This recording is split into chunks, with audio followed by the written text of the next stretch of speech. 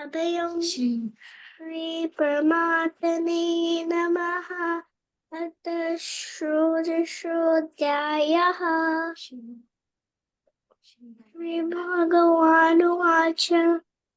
अभयं सत्त्वसंशुद्धिर्ज्ञानयोगदवस्थितिः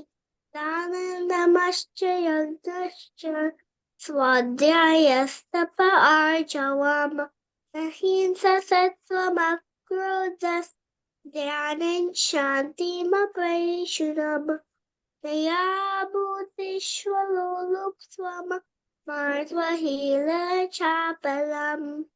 तेजक्षमा धृतिः शौच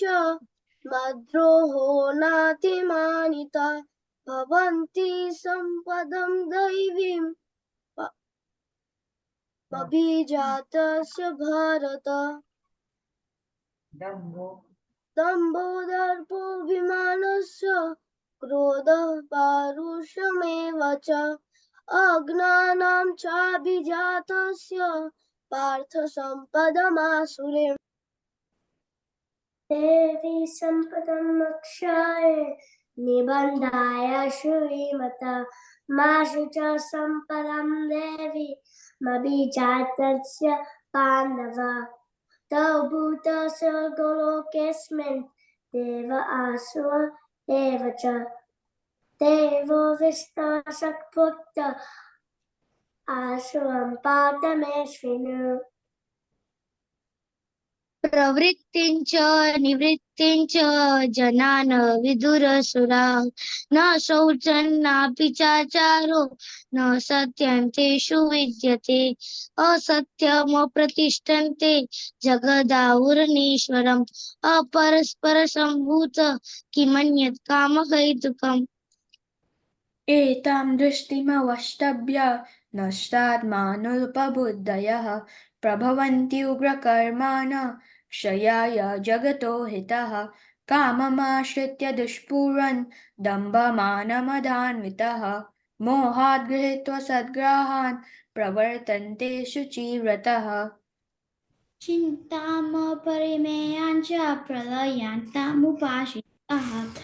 कामोपभोगपरमा एतावदिति निश्चितः आशापाशसतिर्बद्धा कामक्रोधपरायणः ईहन्ते कामभोगार्थ मन्यायेनार्थसञ्चयः इदमद्य मया लब्ध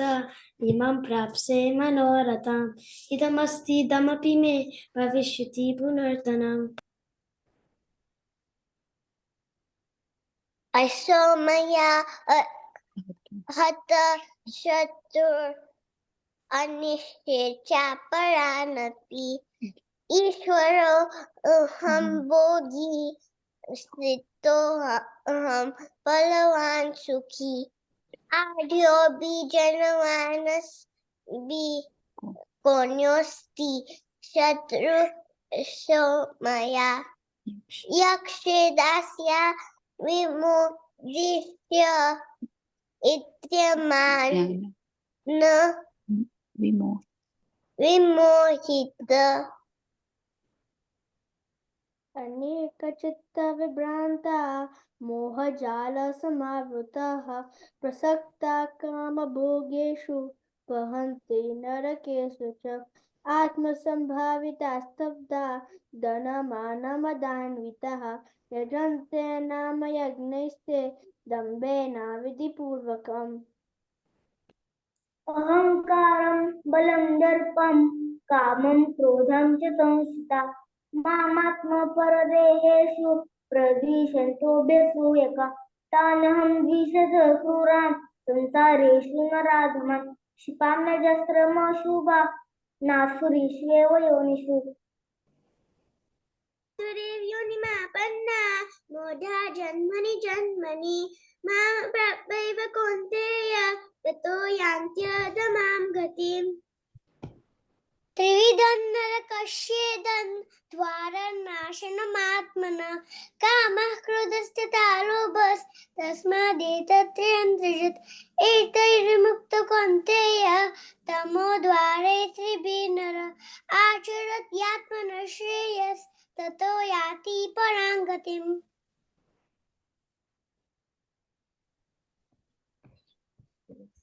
Yes, शास्त्र विधिमुत्सृज्य वर्तते कामकारतः न स सिद्धिमवाप्नोति न सुखं न परां गतिम्। तस्मात् शास्त्रं प्रमाणते कार्याकार्यविविसितौ ज्ञात्वा शास्त्रं विधानोक्तं कर्म कर्तुमिहारसि। ॐ तत्सदिति श्रीमद्भगवद्गीता उपनिषत्सु ब्रह्म विद्यायां योगशास्त्रे श्रीकृष्णार्जुन संवादे दैवासुर संपद विभाग योगो नाम षोडशोऽध्यायः।